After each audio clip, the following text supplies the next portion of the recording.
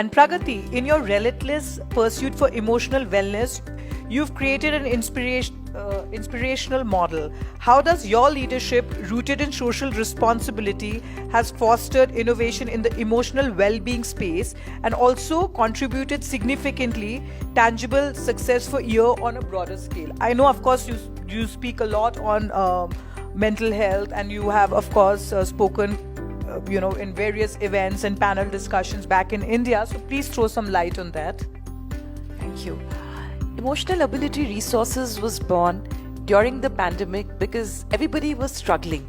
People were talking about how they were anxious. And my question is, we are not psychopaths. We can be anxious, but do we need to have an anxiety disorder? What do you say? So certain times in life when everything is unforeseen, we feel very challenged. So I realized while we were talking about diagnosis, while we were talking about how to identify certain things and we were comfortable with labeling, but there was really nothing which spoke about what is it that you can do on a daily basis. And when I spoke about books, everybody was like, books? Who reads books these days? It's all about AI, it's all about social media. Yes, I can see all my fellow panelists grinning. So my take was, without a toothbrush on the sink, can you brush? We can't, right?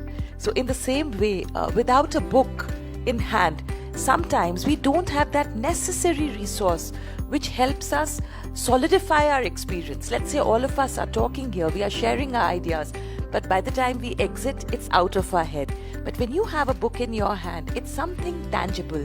When you hold it, when you feel somebody is holding on to you. So when we talk about emotional well-being, what's really, really important is we understand that how is it that we feel that the positives in our life are more than the negatives. Simple thing, develop your emotional ability.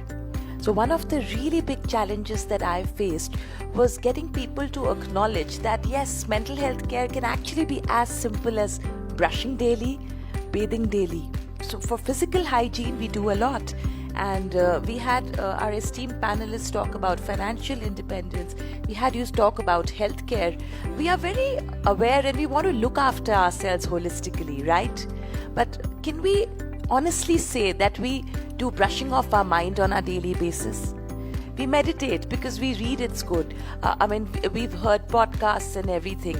But really, do we know what to do with specific emotions?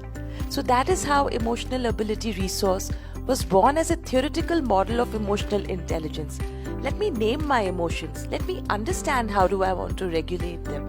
And ultimately, how is it that helps me connect better with people and also really give it my best. So my potential, which has just been laying latent, comes out.